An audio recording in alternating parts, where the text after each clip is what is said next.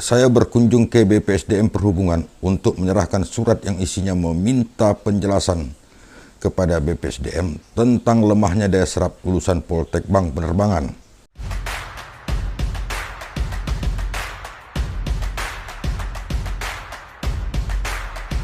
Kita bertemu kembali dalam channel TML 57.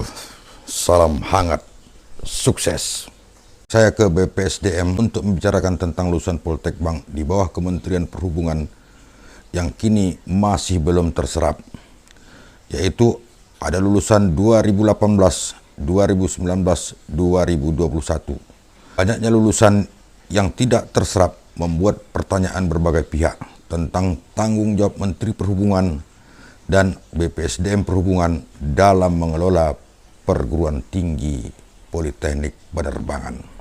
Kami sampai di gedung BPSDM kurang lebih pukul 10 waktu Indonesia bagian Barat, yaitu tertanggal 22 November 2021. Awalnya kami dihadang oleh security, mempertanyakan tujuan kami datang. Kami mengutarakan maksud kedatangan kami. Terus beliau masuk dan beberapa saat kemudian beliau menghampiri kami dan berkata bahwa kepala BPSDM masih PLT. Mungkin maksud beliau kepala BPSDM tidak bisa memutuskan. Terus saya menjawab, kalau begitu pertemukan saya dengan sekretaris badan. Saya katakan lagi, ini masalah kehidupan ratusan dan bisa jadi ribuan nasib lulusan Poltek Bank. Dan saya ke sini sesuai dengan perintah undang-undang. Jadi tidak ada yang bisa menghalangi. Dia masuk lagi kemudian mengajak saya ke sekretariat. Security masuk ke dalam sementara kami menunggu di ruang tamu. Selang beberapa waktu keluar seseorang dengan pangkat di pundaknya bar 3 atau pangkat perhubungan ya maksudnya di sini. Beliau menyapa kami, kemudian saya menjelaskan bahwa kami datang untuk minta waktu secara resmi kepada pimpinan di BPSDM ini untuk meminta klarifikasi tentang banyaknya lulusan Poltek Bank yang tidak terserap. Setelah saya menyerahkan surat, beliau masuk membawa surat tersebut, kemudian keluar lagi dan berkata, "Suratnya ditinggal saja Pak, nanti kami jawab." Kebetulan tidak ada orang. Mendengar jawaban beliau spontan saya jawab, "Kantor pelayanan begini besar, tidak ada orang, dan ini hari Senin, masih pagi." Wah, kacau juga. Kemudian saya meminta tanda terima surat tersebut dan kami balik. Dalam hati tidak ada gunanya mau diperpanjang karena ada undang-undang KIP nomor 14 tahun 2008 dan PP nomor 61 tahun 2010 yang mengatur yaitu apabila dalam 30 hari, maksudnya dalam 30 hari kerja pihak BPSDM tidak memberikan klarifikasi, maka pejabat BPSDM tersebut bisa dituntut di persidangan KIP atau keterbukaan informasi publik. Kami dari Masyarakat Transportasi Udara Indonesia hanya ingin bertanya dan memberikan jalan keluar serta meminta pendapat BPSDM tentang daya serap dari Politeknik Penerbangan yang berada di bawah Kementerian Perhubungan. Menurut hemat kami, andai BPSDM bijak dalam menangani kasus banyaknya lulusan Poltek Penerbangan yang masih belum terserap, situasinya tidak akan berlarut-larut. Stagnan daya serap Poltek Bank sudah mulai terasa pada tahun 2018, kemudian berlanjut tahun berikutnya. Seharusnya BPSDM mengambil kebijakan untuk menstop sementara penerimaan Polbid dan mengalihkan lulusan yang ada ke pegawai negeri.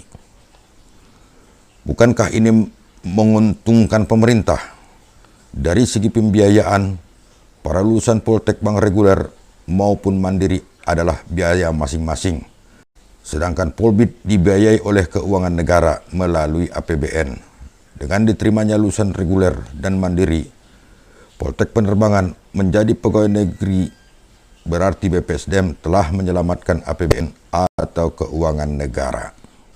Mengingat cara pembelajaran prodi Polbid sama sekali tidak berbeda dengan prodi-prodi yang ada di reguler maupun mandiri. Pada tahun 2021, Poltek Penerbangan yang berada di seluruh wilayah Indonesia itu menerima sebanyak 20 kelas non-penerbang.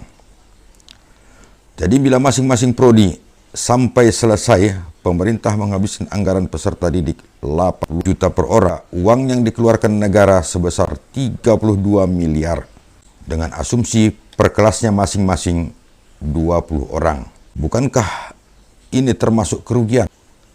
Jadi ada yang sudah lulus, tidak dibiayai negara, biaya individu, tidak diterima masuk pegawai negeri. Sementara pemerintah menerima Polbid untuk beasiswa dengan pembelajaran yang sama atau prodi yang sama. Aneh. Kita tidak tahu bagaimana perhitungannya.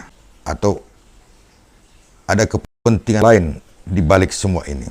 Kiranya ini menjadi renungan buat Menteri Perhubungan, dan saya melihat tidak ada kebijakan maupun kreasi dari para pimpinan BPSDM kepada Bapak Menteri. Pimpinan BPSDM sekarang sudah selayaknya diganti atau dinonaktifkan.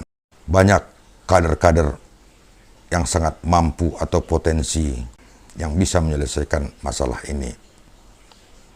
Kiranya demikian. Salam sukses.